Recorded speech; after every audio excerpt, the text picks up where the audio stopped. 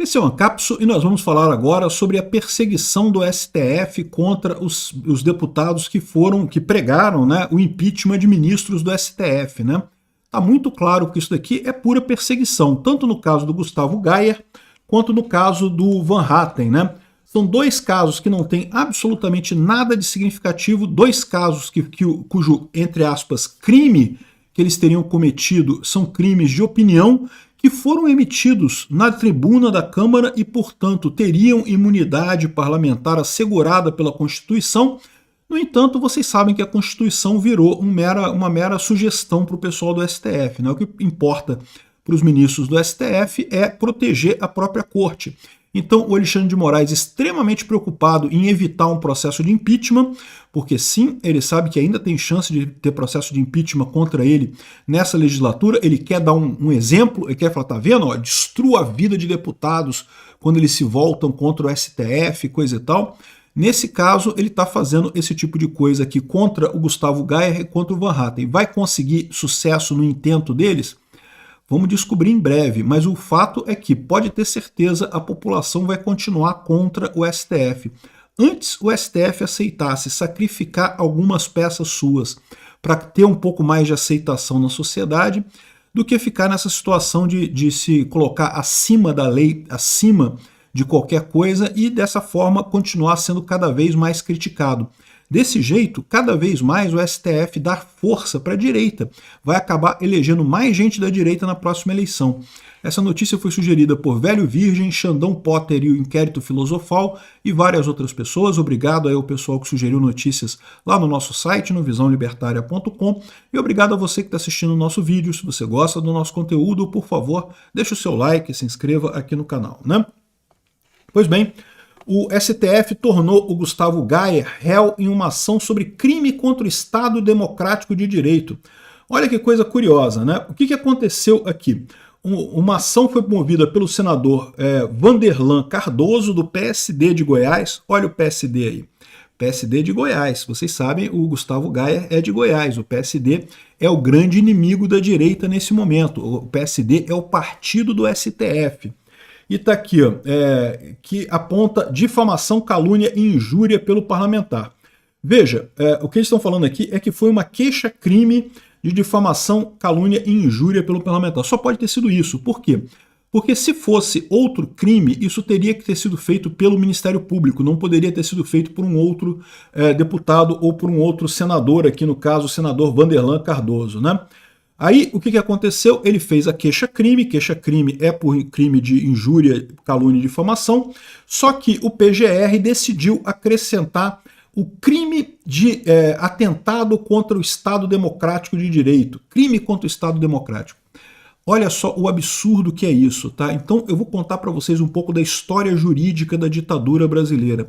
Esses crimes contra o Estado democrático, né, o crime contra as instituições brasileiras, isso tudo fazia parte da chamada Lei de Segurança Nacional, a LSN, que era uma lei que o pessoal considerava um absurdo essa lei. Por quê? Justamente porque ela foi usada pelos militares lá na época da ditadura para prender e para processar um monte de pessoas que eram contra os militares, né? Por que isso? Porque justamente ela tem crimes que são altamente abstratos. O que é atentar contra o Estado Democrático de Direito? O que o Gustavo Gayer falou foi uma crítica ao Estado Democrático de Direito. Isso é atentar contra o Estado Democrático de Direito? Não, não é. Mas os militares, por exemplo, usavam exatamente nesse sentido. Ficavam investigando as pessoas e apontando crimes e fazendo medidas cautelares contra as pessoas com base nesses crimes terríveis da Lei de Segurança Nacional. Uma lei que tem tudo de ruim. A lei era tão ruim que quando acabou o período militar no Brasil, quando voltou a democracia no Brasil, por décadas, nenhum juiz no Brasil tinha coragem de usar os artigos dessa lei. Por quê? Porque ela ficou marcada como uma coisa de ditadores, né? Uma coisa de ditadura, justamente por ser uma lei genérica. Né? O que é um ataque à democracia? Como assim? Criticar o Supremo virou ataque à democracia? Que história é essa, né? Enfim, só que agora o que aconteceu? Já em 2019, quando o Alexandre de Moraes criou o inquérito das fake news, virou festa. Todos esses crimes que vocês estão vendo lá, o pessoal sendo preso lá no 8 de janeiro, né? Preso a 17 anos de cadeia, condenado a 17 anos de cadeia, 12 anos de cadeia, penas enormes. Exatamente porque estão sendo usados os artigos da Lei de Segurança Nacional. Ah, Peter, mas a Lei de Segurança Nacional não existe mais. É verdade, houve um processo de extinção da Lei de Segurança Nacional. Só que, como eu expliquei na época, tudo que esse projeto fez foi pegar a Lei de Segurança Nacional, pegar os artigos que estavam nessa Lei de Segurança Nacional e colocar dentro do Código Penal. São aqueles artigos 359A, B, C, D, E, F, G, H, até M, né? Aquilo ali é a Lei de Segurança Nacional. Então ela não acabou, ela só mudou de lugar, né? E é muito curioso isso, porque durante muito tempo a esquerda era altamente contrária à Lei de Segurança Nacional, falava que não se pode usar, que a Lei de Segurança Nacional é um resquício da ditadura, um resquício do autoritarismo, exatamente por isso, por serem tipos penais abertos que permitem uma interpretação subjetiva muito grande e com crimes seríssimos, né, com penas altíssimas. Isso era muito usado pelos militares para perseguir pessoas na época da ditadura. E olha que coisa curiosa, olha como é que o ciclo se fecha. De novo a gente vê um golpe aqui no Brasil, ninguém duvida que a gente está vivendo uma ditadura do STF, uma ditadura judiciária. De novo a ditadura usando exatamente as mesmas ferramentas, né?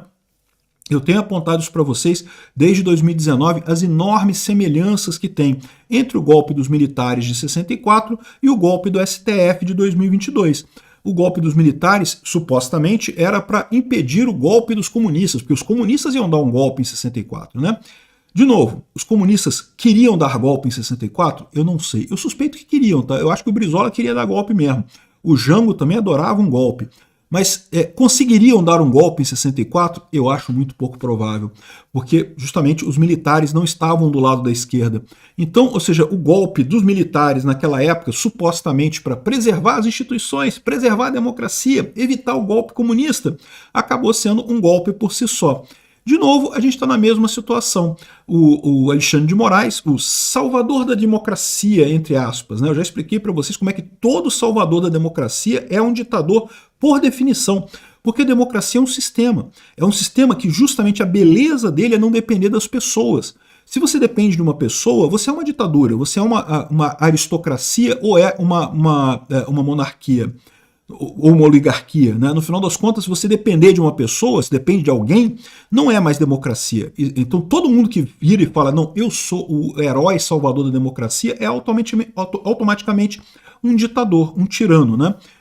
Ou a democracia ela sobrevive pelas próprias pernas, ou ela já morreu de qualquer forma. E é o que está acontecendo aqui. Mais uma vez a gente tem o mesmo sistema. O pessoal dizendo que não, estamos protegendo o Brasil do golpe do Bolsonaro, porque o Bolsonaro ia dar um golpe, vocês sabem. O Bolsonaro ia dar um golpe? Eu acho que não. O Bolsonaro deixou claro que não queria dar golpe nenhum. Mesmo que quisesse, o exército não ia embarcar nisso, então não tinha chance nenhuma de golpe.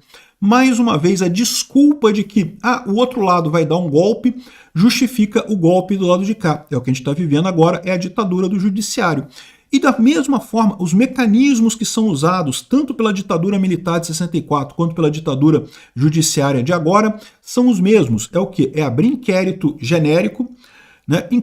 Todo inquérito policial tinha que ser com caso específico, tipo, roubaram seu carro. Então a polícia abre um inquérito lá para investigar por que roubaram o seu carro, quem roubou seu carro, como que roubou o seu carro. É um ato específico. Qual que é o ato específico do inquérito das fake news? Não existe. Abriram um inquérito e qualquer coisa que encaixa naquilo ali, eles botam nesse inquérito. Os militares faziam a mesma coisa. Abriam um inquérito de protestos antidemocráticos lá na época. E qualquer ato que acontecesse de qualquer pessoa, eles botavam nesse inquérito. De novo, eles sabem que não tem evidências para condenar ninguém, para fazer a parte processual jurídica disso daí. Então o que eles fazem? Eles ficam punindo as pessoas com medidas cautelares. Você pode ver, tirando o Daniel Silveira, que acabou sendo condenado de forma absurda também na minha visão pelo STF, a maior parte das pessoas é tudo medida cautelar. O Alan dos Santos está preso, o mandado de prisão dele é preventivo. Entendeu? É tudo usar medida cautelar para punir as pessoas. Infelizmente, a lei dá margem para isso, né? A medida cautelar deveria ser uma coisa assim excepcional, porque a pessoa não foi condenada ainda, está sendo investigada, só poderia ser usado em último caso. No entanto, tanto os militares lá em 64 quanto o STF agora usa medidas cautelares como se não houvesse amanhã. O outro ponto de semelhança, Lei de Segurança Nacional, um entulho autoritário absurdo que já deveria ter sido extinto totalmente. Não é extinta a lei e pegar os artigos e botar no Código Penal. Não, é extinguir todos os artigos. Esses artigos todos são absurdos. Por quê? Porque são penas altíssimas de crimes que são extremamente subjetivos no final das contas. Então, ou seja, é o que a gente está vendo acontecer. O Alexandre de Moraes querendo fazer o julgamento show dele para condenar qualquer um que apoia Bolsonaro. Ele está condenado a 12, 17 anos de cadeia sem prova nenhuma, sem evidência nenhuma de culpa. Ele está usando justamente a Lei de Segurança Nacional. A mesma coisa aqui, ó, Gustavo Gaia. Por que o Gustavo Gaia está sendo perseguido? Ah, porque ele falou palavras ruins contra o senhor Vanderlan Cardoso, do PSD de Goiás? É lógico que não, gente. É evidente que não. Isso daqui é perseguição do STF, que o Gustavo Gaia estava fazendo campanha a favor do impeachment de ministros do Supremo. Ele fala aqui, ó, Gustavo Gaia foi nas redes sociais afirmar que o Brasil não é uma democracia e reclama de uma suposta perseguição do STF à oposição. Ué, mas é exatamente o que está acontecendo. Repara qual que é o risco desses artigos da Lei de Segurança Nacional. E aqui, ó, no final das contas, fala aqui que o Vanderlan Cardoso e Cajuru, 2 vagabundos que viraram as costas para o povo em troca de comissão. É exatamente, eu subscrevo as palavras do Gustavo Gaia. É exatamente isso, mas, de novo, ele está sendo perseguido não porque falou coisas erradas e coisa e tal. Nada disso daqui seria razoável, por quê? Porque existe a imunidade parlamentar. Aliás, mais uma coincidência, olha que coisa. Os militares também tentavam bloquear a imunidade parlamentar, vocês sabiam disso? Vários deputados foram perseguidos na época porque supostamente atentaram contra o regime, né? Atentaram contra as instituições. E aí já havia imunidade parlamentar naquela época, mas da mesma forma que estão fazendo agora, eles meio que deixavam para lá esse negócio de imunidade parlamentar e partia para acusação.